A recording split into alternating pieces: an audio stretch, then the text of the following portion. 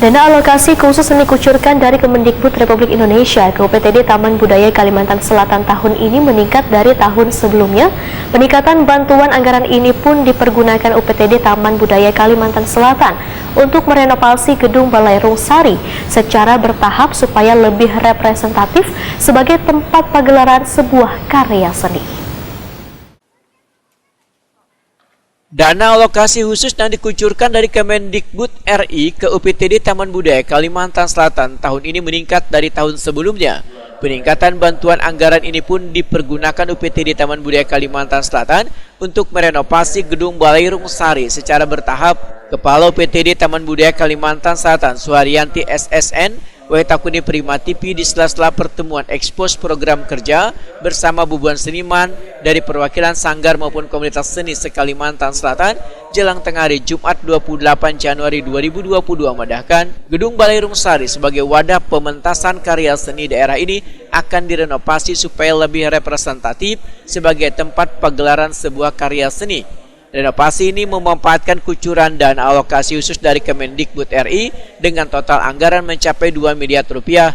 Namun dari anggaran tersebut, ujar Suharyanti, 80% digunakan sebagai publikasi pagelaran, sedangkan sisanya dipakai untuk melakukan pemeliharaan di lingkungan Taman Budaya Kalimantan Selatan.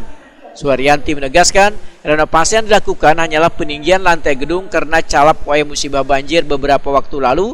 Selain itu, perbaikan ruang ganti pertunjukan serta ruang toilet.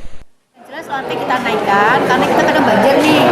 Lantai kita naikkan, terus merapikan tempat belakang. Itu kan di belakang nggak ada toilet, cuma ada di depan karena rusak dan sebagainya. Kita bikin di belakang ada toilet. Kalau yang tempat rias itu belah? Tempat rias ya. Kapan mulainya? Ya kalau anggaran turun langsung kita start. Jadi selama perbaikan nanti Bu, selama perbaikan bagaimana dengan pagelaran Bu? Nanti pagelaran kita bisa, kalau nggak diarahkan ke rampa kan, alhamdulillah kan kita ada beberapa tempat ini pertunjukan. Kalau nggak di rampa atau di Warjasari atau di gedung panggung depan.